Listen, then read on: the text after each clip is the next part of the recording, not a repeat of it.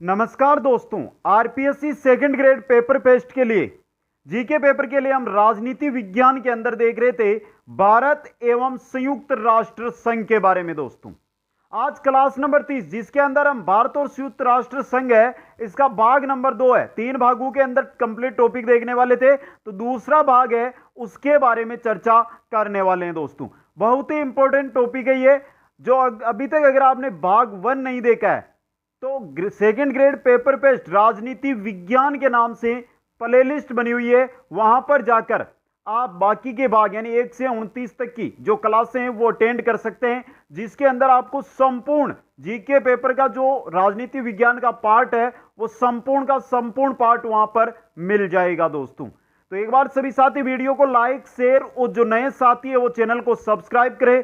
जिन साथियों को इन नोट्सों की पीडीएफ प्राप्त करनी है वो कुचामन ऑनलाइन क्लासेज ऐप के माध्यम से स्टोर से कर सकते हैं। रही बात अगर किसी भी प्रकार की कोई जानकारी लेना चाहते हैं जो साथी, तो वो इंस्टाग्राम पर मेरे से बात कर सकते हैं यहां पर मैसेज के थ्रू। दोस्तों तो चलते हैं आज की इस क्लास की शुरुआत करते हैं। दोस्तों आज हम शुरू करते हैं संयुक्त राष्ट्र शांति स्थापना कार्यों में भारत का क्या योगदान रहा। संयुक्त राष्ट्र संघ ने जो शांति स्थापना कार्य किए उनमें भारत के योगदान की। दोस्तों संयुक्त राष्ट्र का जो मूल ध्येय है वो अंतर्राष्ट्रीय शांति और सुरक्षा को बनाए रखना तथा अंतर्राष्ट्रीय विवादों में शांतिपूर्ण समाधान की व्यवस्था करना है। और इसी उद्देश्य को लेकर यूएनओ की क्या की गई थी, स्थापना की गई थी कि जो भी अंतर्राष्ट्रीय विवाद हो उनको सुलझाया जाए।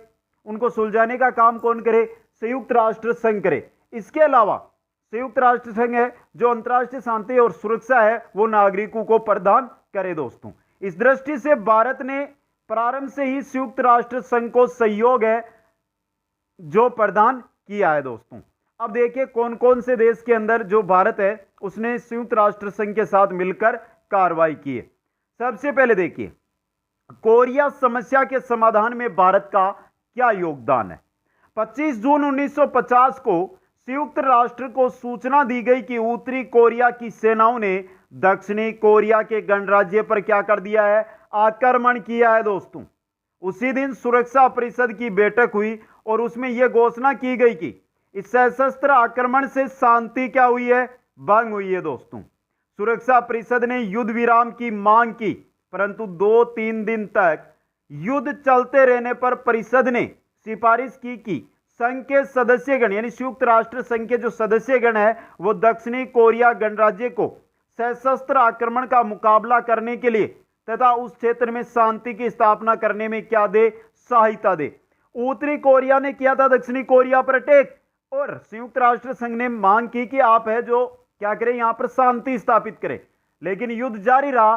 तो संयुक्त राष्ट्र संघ ने जो सदस्य राष्ट्र है यूएनओ के सदस्य हैं उन राष्ट्रों से मांग की कि आप दक्षिणी कोरिया के साथ जाइए, उनको जो शस्त्र है वो उपलब्ध करवाइए, इसके साथ वहां पर शांति स्थापना की क्या कीजिए? सहायता दीजिए। दोस्तों आगे देखिए मित्रों इसके अंदर 27 जून 1950 को संघ ने यह घोषणा की कि उसने अपने आयुध तथा जल सेनाओं को और बाद में स्थल सेनाओं को भी दक्षिणी कोरिया की सहायता के लिए आज्ञा दे दी है। किसने? संयुक्त राष्ट्र संघ ने खुद की सेनाओं को। दोस्तों यह एक सच्चाई है कि कोरिया की समस्या के समाधान में भारत के सक्रिय योगदान से तीसरे महायुद्ध को टाला जा सका है। यानी कि उस समय भारत तो नया नया आजाद हुआ था, तो भारत ने क्या किया? सक्रिय योगदान निभाया दोनों कोरियाई देश है उनमें समाधान यानी जो शांति है वो बैठाने के लिए। अगर भारत ऐसा नहीं करता तो तीसरा विश्व युद्ध होने की कगार पर था। दोस्तों भारत की निष्पक्ष किंतु रचनात्मक भूमिका से उसकी अंतर्राष्ट्रीय प्रतिष्ठा है जो बढ़ी। दोस्तों उत्तरी कोरिया को आक्रमणकारी घोषित करने के बाद भी भारत ने सैनिक कार्रवाई में भाग नहीं लिया। दोस्तों भारत निष्पक्ष रहा, दोनों के ही साथ नहीं गया। भारत ने क्या की? वहां पर शांति स्थापना करने की ही मांग की। दोस्तों आगे देखिए भारत ने युद्ध में तटस्थता की नीति का अनुसरण करते हुए शांति की स्थापना में मध्यस्थता के लिए भी प्रयास किया। दोस्तों ना इसके साथ ना उसके साथ, दोनों को मिलकर करानी है शांति। दोस्तों उसके संयुक्त राष्ट्र की सेनाओं द्वारा 38वीं समानांतर रेखा को पार किए जाने का विरोध भी किया भारत ने, जिसमें साम्यवादी चीन को आक्रांता घोषित किया गया था दोस्तों। कोरिया की समस्या सुलझाने के लिए भारत ने चीन को संयुक्त राष्ट्र में प्रतिनिधित्व प्रदान करने का प्रस्ताव रखा। भारत ने चीन को संयुक्त राष्ट्र में क्या किया? प्रतिनिधित्व प्रदान करने का प्रस्ताव रख दिया कि कोरिया की जो समस्या कौन सुलझा सकता है? चीन सुलझा सकता है दोस्तों। आगे देखिए, कोरिया में शांति स्थापित करने के लिए भारत ने दोनों पक्षों को अपने अथक प्रयासों से सहमत किया। युद्ध विराम संधि के मार्ग में आने वाली युद्ध बंदियों की अदला बदली की बाधा को दूर करने के लिए भारत का योगदान है, जो ऐतिहासिक महत्व रखता है दोस्तों। यह बात उल्लेखनीय है कि भारत के प्रयास के फलस्वरूप ही 27 जुलाई 1953 को कोरिया युद्ध विराम संधि पर क्या हुए? हस्ताक्षर हुए। भारत ने जो कोरिया विवाद था 1950 से 53, उसमें अग्रणी भूमिका निभाई थी। अग्रणी भूमिका, साथ किसी का नहीं दिया था, ना दक्षिणी कोरिया ना उत्तरी कोरिया। फिर भी भारत ने वहां पर शांति स्थापना के लिए दोनों देशों से बात की दोस्तों। अब देखिए आगे, युद्ध बंदियों की समस्या। जो युद्ध के अंदर इस देश के जो जवान थे, जो दक्षिणी कोरिया के थे, उत्तरी कोरिया में क्या थे? बंदी, और उत्तरी कोरिया के थे दक्षिणी कोरिया में, वो युद्ध बंदी थे। तो युद्ध बंदियों की समस्या को हल करने के लिए 5 तटस्थ राष्ट्रों का एक आयोग नियुक्त किया गया यूएनओ के द्वारा, जिसकी भारत ने ही अध्यक्षता की। यानी अध्यक्ष किसको बनाया? भारत को बनाया गया। इस संदर्भ में भारत के जनरल थिमैया का योगदान अत्यधिक महत्व रखता है। जनरल थिमैया है, उनका योगदान क्या रहा? मुख्य रहा दोस्तों। तटस्थ राष्ट्रों के आयोग अध्यक्ष के रूप में भारत पर 3 उत्तरदायित्व डाले गए। भारत को अध्यक्ष बना दिया, जो तटस्थ राष्ट्रों का एक आयोग बनाया गया युद्ध बंदियों को फ्री करने के लिए। तो उसमें भारत पर क्या किया गया? भारत पर 3 उत्तरदायित्व डाले गए। कौन कौन से? पहला, भारत इस आयोग का अध्यक्ष नियुक्त हुआ है और इसे आयोग के कार्य पूर्ण करने का भार सौंपा गया। पहला तो ये। दूसरा, भारत को युद्ध बंदियों की देखभाल व सुरक्षा का भार सौंपा गया। भारत को युद्ध बंदी है ना, वहां पे उनकी देखभाल करनी है, उनकी सुरक्षा करनी है दोस्तों। भारतीय रेड क्रॉस दल को युद्ध बंदियों से संबंधित संपूर्ण चिकित्सा कार्य सौंपा गया।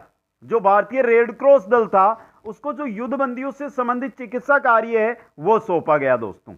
अब देखिए आगे, युद्ध बंदी प्रत्यावर्तन आयोग के अध्यक्ष किनको बनाया गया था? जनरल थिमैया को बनाया गया था दोस्तों। वैकल्पिक अध्यक्ष के रूप में भारत के राजदूत बीएन चक्रवर्ती थे। ये वैकल्पिक, जनरल थिमैया के अलावा एक वैकल्पिक अध्यक्ष बना दिया गया, वो भी भारत के राजदूत थे, बीएन चक्रवर्ती दोस्तों। भारतीय अभिरक्षक दल के अध्यक्ष मेजर जनरल थोराट थे। जो भारत का अभिरक्षक दल था वहां पर, उसके अध्यक्ष कौन थे? मेजर जनरल थोराट थे दोस्तों। और इस दल में 5000 व्यक्ति रेड क्रॉस दल को मिलाकर सम्मिलित थे। रेड क्रॉस दल को अगर मिला दें तो वहां पर भारत के 5000 व्यक्ति सैनिकों के साथ मौजूद थे दोस्तों। भारतीय दल ने बड़ी दृढ़ता एवं निष्पक्षता से अपना कार्य किया, यद्यपि उसमें उसे बड़ी कठिनाइयों का सामना करना पड़ा, क्योंकि युद्ध विराम की शर्तों का दोनों दलों द्वारा पूर्ण रूप से पालन नहीं किया जा रहा था। जो 1953 में युद्ध विराम की घोषणा दोनों देशों ने कर दी, वहां पर युद्ध जो बंदी है उस संधि पर हस्ताक्षर उन्होंने कर दिए थे वहां पर, लेकिन फिर भी दोनों देश है जो संधि हुई थी उसका क्या कर रहे थे? उल्लंघन कर रहे थे दोस्तों। आगे देखते हैं इसके अंदर। जनवरी 1954 में दोनों दलों ने सारे युद्ध बंदियों को मुक्त करने का क्या कर दिया? निश्चय कर दिया। आयोग ने 22,000 युद्ध बंदी संयुक्त राष्ट्र संघ की कमान को सौंप दिए दोस्तों। कोरिया में भारत ने अत्यंत महत्वपूर्ण कार्य किया। दो पक्षों के मध्य युद्ध विराम को लेकर जो तनाव था उसे भारत अपनी तटस्थ व गुटनिरपेक्षता की नीति के कारण कम कर सका, और भारत के इस कार्य की बुरी प्रशंसा संयुक्त राष्ट्र व बाकी के देशों में की गई थी दोस्तों। तो यह था कोरिया वर्सेस भारत। जो कोरिया होता है, कोरिया का आक्रमण होता है, उत्तरी कोरिया, दक्षिणी कोरिया, वहां पर संयुक्त राष्ट्र संघ और भारत का क्या योगदान रहा उसमें। दूसरा जो भारत का योगदान आता है वो आता है हिंद चीन की समस्या और भारत।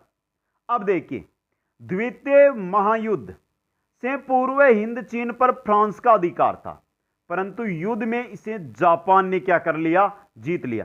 फ्रांस का अधिकार जापान ने द्वितीय विश्व युद्ध में इसको क्या कर लिया? प्राप्त कर लिया। जापान के आत्मसमर्पण के समय हिंद चीन के उत्तरी भाग पर राष्ट्रवादी चीन ने तथा दक्षिणी भाग पर क्या कर लिया, ब्रिटेन ने कब्जा कर लिया। जो हिंद चीन है, जब जापान ने आत्मसमर्पण कर दिया तो उस पर क्या हुआ, दो राष्ट्रों ने, एक उत्तरी भाग चीन ले गया, दक्षिणी भाग ब्रिटेन है वो ले गया, यानी अधिकार उन्होंने कर लिया। फ्रांस ने दक्षिणी भाग को ब्रिटेन से प्राप्त कर लिया। फिर क्या किया फ्रांस ने, क्या किया, ब्रिटेन पर हमला किया और ब्रिटेन से उसको मुक्त करा के फ्रांस ने उस पर अधिकार कर लिया। अब उत्तरी भाग तो चीन के पास है, दक्षिणी भाग फ्रांस के पास है। वियतनाम में स्वाधीनता प्राप्ति के लिए वियत मिन्ह नामक संस्था की स्थापना हुई, जिनमें फ्रांस से मुक्ति पाने के लिए संघर्ष प्रारंभ कर दिया गया। जो वियतनाम है उस पर भी फ्रांस का अधिकार था, तो फ्रांस से वो भी मुक्ति चाहते थे और वहां पर एक संस्था की है जो नियुक्ति होती है, वो है वियत मिन्ह नामक संस्था। दोस्तों आगे चलिए अब देखते हैं इसके बारे में। चीन के अंदर साम्यवादी शासन स्थापित हो जाने पर सन 1949 में वियत मिन्ह सेना ने साम्यवादी सहयोग के आधार पर फ्रांस की सेनाओं पर भयंकर आक्रमण कर दिया। चीन है ना, चीन, जब चीन में साम्यवादी शासन स्थापित हुआ तो चीन ने क्या किया, जो वियत मिन्ह जो बना था दल, उसकी सेनाएं और साम्यवादी चीन की सेनाओं ने मिलकर फ्रांस की जो सेना है उस पर क्या कर दिए, आक्रमण कर दिए। साम्यवादी प्रसार को रोकने के लिए अमेरिका ने फ्रांस की सहायता की। साम्यवादी ने चीन का जो प्रसार हो रहा था उसको रोकने के लिए अमेरिका किसके पक्ष में आ गया, फ्रांस के पक्ष में आ गया। 5 वर्ष तक युद्ध है जो चलता रहा। 5 अप्रैल 1954 को अमेरिकी सीनेट ने हिंद चीन को साम्यवादियों के हाथ में जाने से रोकने का दृढ़ संकल्प किया। यानी 1954 के अंदर अमेरिका सीनेट ने कहा कि जो हिंद चीन है इसको हम साम्यवादी चीन के हाथों में नहीं जाने देंगे। ऐसे संकटपूर्ण समय पर भारत ने युद्ध रोकने व दोनों पक्षों के मध्य समझौता करने का हर संभव क्या किया, प्रयास किया। दोस्तों अब देखिए संकट कब उत्पन्न होता है, जब अमेरिकी हस्तक्षेप से अंतरराष्ट्रीय संकट उत्पन्न हो गया। जब चीन हो रही है, जो लड़ाई हो रही है वो फ्रांस और चीन के मध्य हो रही है, फ्रांस और चीन के मध्य, लेकिन बीच में कौन आ गया, अमेरिका, तो अंतरराष्ट्रीय संकट उत्पन्न हो गया। दोस्तों 25 अप्रैल सन 1954 को भारत के प्रधानमंत्री पंडित जवाहरलाल नेहरू ने हिंद चीन की समस्या के शांतिपूर्ण समाधान के लिए जेनेवा सम्मेलन के विचार हेतु महत्वपूर्ण प्रस्ताव है जो प्रस्तुत किया। जेनेवा सम्मेलन के विचार हेतु दोस्तों किसने, पंडित जवाहरलाल नेहरू ने। उनका यानी नेहरू का आग्रह क्या था, उनका आग्रह था कि समस्त राष्ट्रों को विचार करना चाहिए कि वे शांति व संधि संपन्न करने का वातावरण उत्पन्न करें। समस्त राष्ट्र फ्रांस चीन के मध्य क्या कराए, शांति स्थापित कराए, संधि स्थापित कराए। दोस्तों श्री नेहरू चाहते थे कि युद्ध विराम के प्रश्न पर सबसे पहले विचार किया जाए एवं फ्रांस को हिंद चीन की पूर्ण स्वतंत्रता को शीघ्र ही स्वीकार कर लेना चाहिए। जो हिंद चीन है उसको फ्रांस है उसको छोड़ देना चाहिए, उसको स्वतंत्र छोड़ देना चाहिए। और नेहरू ने कहा कि सबसे पहले जो बात करें वो राष्ट्र बात करें युद्ध को रोकने की, युद्ध का विराम किया जाए, फिर आगे हैं जो इनकी संधियां की जाए। दोस्तों इसके अलावा उनका क्या अनुरोध था दोस्तों, पंडित जवाहरलाल नेहरू का यह अनुरोध था कि फ्रांस एवं हिंद चीन स्वयं संधिवार्ता करें ताकि युद्ध के वातावरण का अंत हो सके। जो हिंद चीन है और जो फ्रांस है, हिंद चीन पर फ्रांस का कब्जा, तो ये दोनों आपस में बैठकर बात कर लें, और जब दोनों आपस में जिनके मध्य लड़ाई है वो आपस में बैठ जाएंगे तो अपने आप बात हो जाएगी। अब देखिए श्री नेहरू ने यह सलाह दी कि अमेरिका, सोवियत संघ, ब्रिटेन तथा चीन एक ऐसा समझौता करें जिसमें यह निश्चय किया जाए कि युद्धरत पक्षों को प्रत्यक्ष एवं अप्रत्यक्ष रूप से कहीं से किसी भी तरह की सहायता न मिले। जो युद्धरत पक्ष है यानी जो युद्ध करने वाले पक्ष है उनके लिए अमेरिका, सोवियत संघ है, ब्रिटेन है, चीन है, ये सभी समझौता करे कि उनको कोई सा भी देश क्या ना करे, सहयोग ना करे। दोस्तों जेनेवा सम्मेलन की प्रगति की रिपोर्ट संयुक्त राष्ट्र संघ को दी जाए एवं समझौता करने के लिए उनकी जो सहायता है वो आमंत्रित की जाए। 26 अप्रैल 1954 से 27 जुलाई 1954 तक क्या चला, जेनेवा सम्मेलन चला। दोस्तों अब देखिए जेनेवा सम्मेलन के बाद करसन मेनन ने वास्तव में यहां महत्वपूर्ण कार्य किया था। जेनेवा देखिए, विभिन्न राष्ट्रों के अध्यक्षों एवं प्रतिनिधियों से मिलकर उन्होंने ऐसे मतभेद भी दूर करवा दिए जिनसे वार्ता टूट जाने की संभावना उत्पन्न हो गई थी। कर्सन मेनन है, उन्होंने वहां पर बहुत ही अच्छा कार्य किया दोस्तों। फ्रांस के एक राजनीतिज्ञ ने कर्सन मेनन को जोड़ने वाली जंजीर कहा है। यह क्वेश्चन इंपॉर्टेंट बन सकता है। जोड़ने वाली जंजीर कर्सन मेनन को कहा गया। किसने कहा? फ्रांस के एक राजनीतिज्ञ ने। फ्रांस के प्रधानमंत्री ने फ्रेंच नेशनल असेंबली में समझौते के प्रयासों के लिए भारत की क्या की? प्रशंसा की। फ्रांस के प्रधानमंत्री ने की दोस्तों। अब देखिए आगे, 21 जुलाई 1954 को जेनेवा सम्मेलन में साम्यवादी चीन की उपस्थिति में युद्ध विराम समझौते पर हस्ताक्षर हो गए। 21 जुलाई 1954 के क्या हो जाते हैं? जेनेवा सम्मेलन के अंदर साम्यवादी चीन खुद था वहां पर मौजूद, और जो युद्ध विराम है उस पर हस्ताक्षर हो जाते हैं कि युद्ध विराम समझौता है, वो युद्ध है उसको रोका जाए। जिसके उपरांत हिंद चीन की राजनीतिक समस्याओं का समाधान करने के लिए 3 सदस्यों का एक अंतर्राष्ट्रीय आयोग निर्मित किया गया, जिसकी अध्यक्षता भारत को स्वीकार करनी पड़ी कि जो हिंद चीन है वहां पर राजनीतिक समस्याएं हैं उनका समाधान करे। इसके लिए संयुक्त राष्ट्र संघ ने क्या किया? एक 3 सदस्यों का आयोग बना दिया, अंतर्राष्ट्रीय आयोग, और उसका अध्यक्ष किसको बना दिया? फिर से भारत को उसका अध्यक्ष बना दिया दोस्तों। यह था हिंद चीन में भारत का योगदान। अब आता है कुवैत समस्या और भारत, यानी कुवैत समस्या में भारत का क्या योगदान रहा। 2 अगस्त 1990 को कुवैत पर इराक के हमले के कारण संयुक्त राष्ट्र संघ में खाड़ी संकट का मुद्दा छाया रहा। 2 अगस्त 1990 को क्या कर दिया? इराक ने हमला कर दिया, जो कुवैत है उस पर हमला हुआ है, तो क्या शांति तो नहीं रही? तो संयुक्त राष्ट्र संघ में यह मुद्दा आ गया दोस्तों। भारत ने कुवैत से इराक के फौजों की बिना शर्त वापसी तथा कुवैत की संप्रभुता तथा स्वाधीनता की बहाली की क्या की? संयुक्त राष्ट्र संघ से मांग की। भारत ने सुरक्षा परिषद के संकल्पों के क्रियान्वयन के लिए अंतर्राष्ट्रीय समुदाय का साझा साथ दिया दोस्तों। अंतर्राष्ट्रीय जो समुदाय है उसने जो कार्य किया उसमें भारत ने भी क्या दिया? सहयोग किया। इसके आगे हम चलते हैं तो आता है कंबोडिया और भारत। कंबोडिया और भारत दोस्तों, कंबोडिया के मसले के संबंध में की गई पहल कदमियों की परिणति 23 अक्टूबर 1991 को पेरिस में एक व्यापक शांति समझौते में हुई। तब से संयुक्त राष्ट्र ने कंबोडिया में संयुक्त राष्ट्र कार्मिकों की बड़े पैमाने पर तैनाती करने की दिशा में उठाए कदम, और कंबोडिया में संयुक्त राष्ट्र अग्रिम दल तैनात किया गया, जिसमें भारत ने भी उसका क्या दिया? योगदान दिया। तो जो कंबोडिया में होता है, कंबोडिया में जो मैटर चल रहा था उसके लिए भी भारत ने क्या कर दिया? योगदान कर दिया।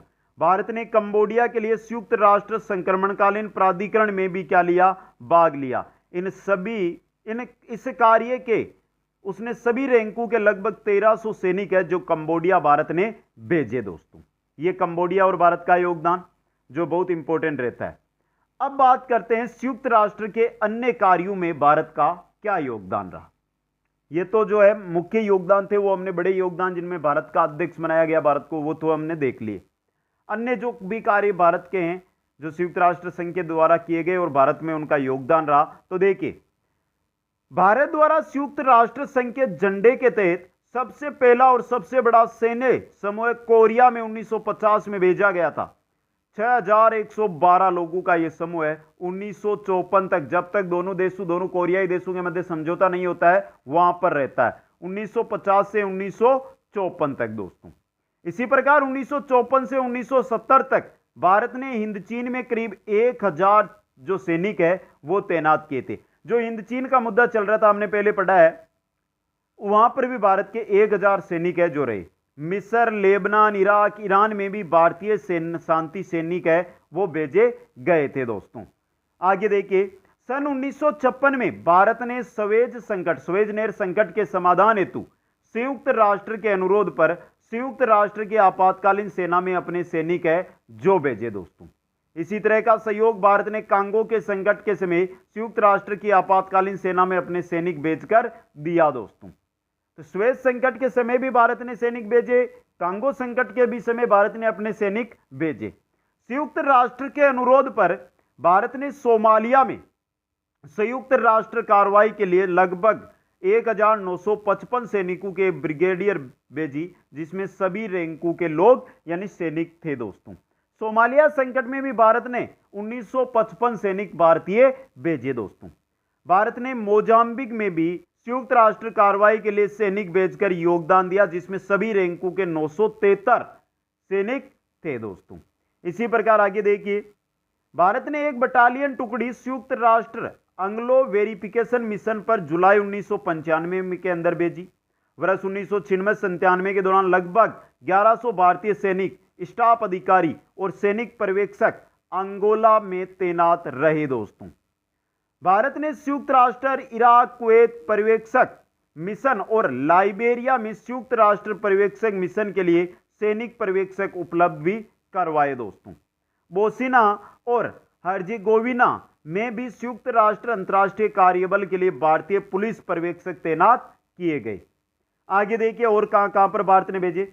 भारत ने संयुक्त राष्ट्र रवांडा देश है की सहायता मिशन पर एक थल सेना बटालियन भेजी, जिसमें 800 सैनिक और एक आंदोलन नियंत्रण यूनिट भी शामिल थी दोस्तों। रवांडा में कुछ आंदोलन हो रहा था, उसको समाप्त करने के लिए भारत ने संयुक्त राष्ट्र हेती सहायता मिशन, हेती देश के सहायता मिशन चरण 11 पर केंद्रीय रिजर्व पुलिस बल की एक कंपनी है जो हेती भेजी दोस्तों। नवंबर 1998 में दक्षिणी लेबनान में भारतीय इन्फेंट्री बटालियन के शामिल हो जाने से भारत संयुक्त राष्ट्र शांति स्थापना में दूसरा सबसे बड़ा सैनिक सहायता देने वाला देश 1998 में बन जाता है दोस्तों। बात करें मई 2005 की, तो मई 2005 में भारतीय सेना ने जवानों और अधिकारियों के एक बड़े दल के सूडान में तैनात किए जाने के साथ ही भारत संयुक्त राष्ट्र शांति सेना में सबसे अधिक योगदान करने वाला देश बन गया। जो संयुक्त राष्ट्र संघ की शांति सेना है उसमें सबसे अधिक योगदान देने वाला 2005 में भारत बन जाता है दोस्तों। मार्च 2000 में उपद्रव ग्रसित पश्चिमी अफ्रीकी राष्ट्र सिएरा लियोन में शांति स्थापना के लिए तैनात संयुक्त राष्ट्र शांति सेना के कार्य में सहयोग के लिए भारतीय वायुसेना की एक टुकड़ी को ग्रुप कैप्टन BS सिवाच के नेतृत्व में शामिल किया गया दोस्तों। जो आपका पश्चिमी अफ्रीकी राष्ट्र है सिएरा लियोन, वहां पर क्या हो रहा था, उपद्रव हो रहा था, तो वहां पर शांति स्थापित के लिए भी भारत ने वायुसेना की टुकड़ी भेजी। विश्व के विभिन्न भागों में 1955 से अब तक संयुक्त राष्ट्र शांति अभियानों में शहीद हुए सर्वाधिक 110 भारतीय सैनिक है। 1955 से लेकर आज तक भारत के 110 सैनिक है जो दूसरे देशों में शांति स्थापना के लिए शहीद हो गए दोस्तों। आगे देखिए, संयुक्त राष्ट्र शांति सेना अभियान के तहत इस समय 7 देशों में 5949 भारतीय सैनिक क्या है, तैनात है। ये क्वेश्चन नहीं बन सकता क्योंकि ये सैनिक बदलते रहते, कभी बढ़ जाते कभी घटते रहते हैं। वर्तमान में बात करें तो कांगो में 3551, संयुक्त राष्ट्र मुख्यालय न्यूयॉर्क में 2, लेबनान में 648, इथोपिया इरिट्रिया में 1554, आइवरी कोस्ट में 8, बरूंडी में 11, सूडान में 175 भारतीय सैनिक अपनी सेवाएं प्रदान कर रहे हैं दोस्तों। यह भारतीय सेना के लिए गौरव की बात है कि संयुक्त राष्ट्र शांति सेना ने दुनिया के विभिन्न देशों में अब तक 60 अभियान चलाए, जिनमें से 42 अभियानों में भारतीय सैनिकों ने अपनी सहभागिता जताई, यानी भारतीय सैनिकों ने भाग लिया दोस्तों। यह था विश्व के अनेक संकटों के समय संयुक्त राष्ट्र संघ के साथ मिलकर भारत का योगदान दोस्तों। अब आता है दोस्तों संयुक्त राष्ट्र संघ की निधि में भारत का आर्थिक अंशदान।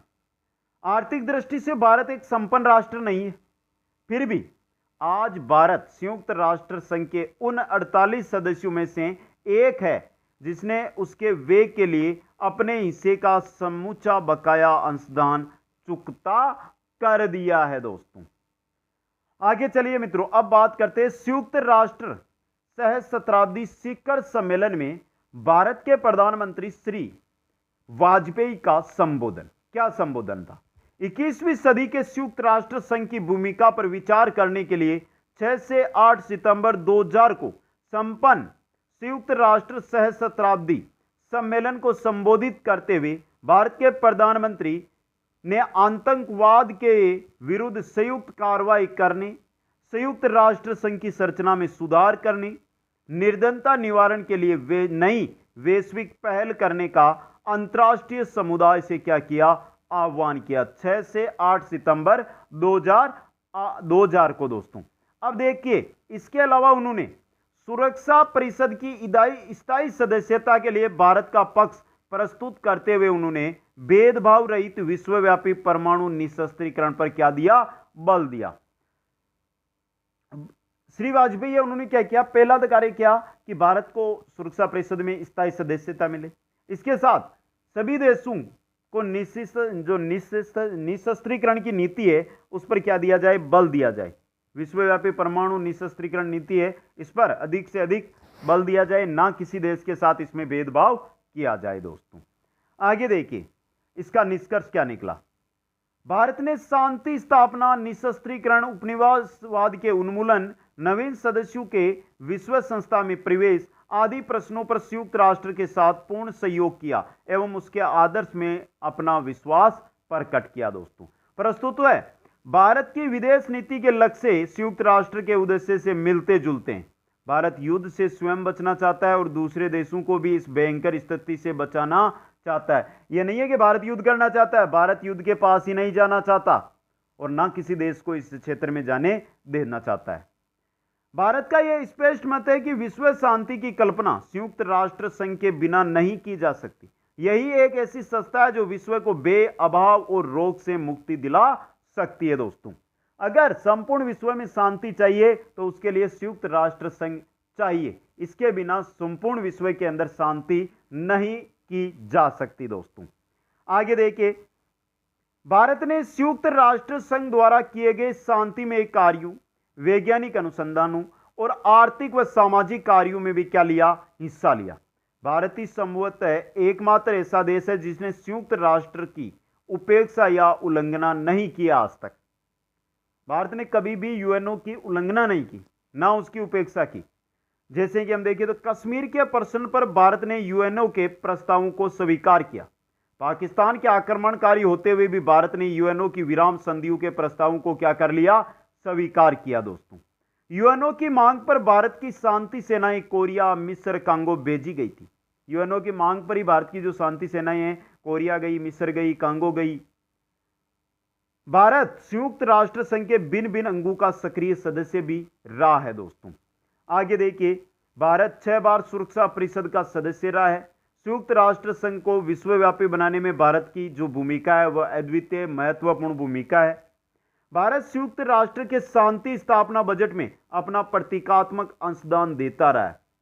जो शांति स्थापना बजट है यूएनओ का, उसमें भारत अपना जो प्रतीकात्मक अंशदान है वो देता रहता है और उसने संयुक्त राष्ट्र के शांति प्रयासकों के रूप में कार्मिकों को भेजकर तथा वित्तीय अंशदान देकर काफी योगदान किया है दोस्तों। संयुक्त राष्ट्र में भारत के योगदान के परिप्रेक्ष्य में ही यह मांग की जा रही है कि सुरक्षा परिषद का पुनर्गठन करते समय भारत को उसके स्थायी सदस्यों की श्रेणी में दर्जा प्रदान किया जाए दोस्तों। आगे देखिए, संयुक्त राष्ट्र महासभा के 49वें सत्र में आम बहस के दौरान अपने भाषण में भारतीय प्रतिनिधि मंडल के नेता विदेश मंत्री श्री प्रणब मुखर्जी ने कहा कि जनसंख्या, अर्थव्यवस्था का आकार, अंतर्राष्ट्रीय शांति और सुरक्षा कायम रखने में तथा शांति स्थापना में योगदान अथवा भावी सदस्य बनने का पात्र है। अगर हम बात करें जनसंख्या की, अगर हम बात करें अर्थव्यवस्था की, अगर हम बात करें अंतर्राष्ट्रीय शांति सुरक्षा की, अगर बात करें अंतर्राष्ट्रीय शांति सुरक्षा में भारत के योगदान की, तो इन सबको देखा जाए तो भारत है जो सुरक्षा परिषद का सदस्य बनने की योग्यता का पात्र है दोस्तों। प्रधानमंत्री अटल बिहारी वाजपेयी ने 24 सितंबर 1998 को संयुक्त राष्ट्र महासभा को अपने संबोधन की मांग की कि विकासशील विश्व की हित चिंताओं के प्रतिलक्षित करने के लिए सुरक्षा परिषद में और प्रतिनिधि दिया जाए। उन्होंने इस बात पर जोर दिया कि भारत इसके लिए योग्य और सामर्थ्यवान है दोस्तों।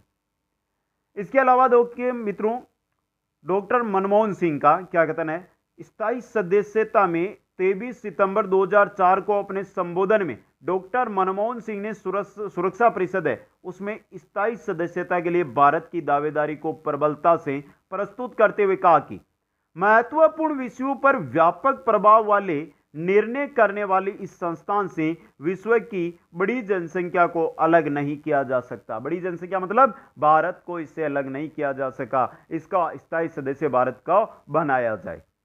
9 जून 2005 को भारत समेत ग्रुप 4 के सदस्य देशों ने सुरक्षा परिषद में स्थायी सदस्यता के लिए औपचारिक रूप से दावेदारी पेश की, लेकिन आश्चर्यजनक रूप से वीटो के अधिकार पर दावा फिलहाल छोड़ दिया गया। दोस्तों अब देखिए ग्रुप 4 में क्या हुआ।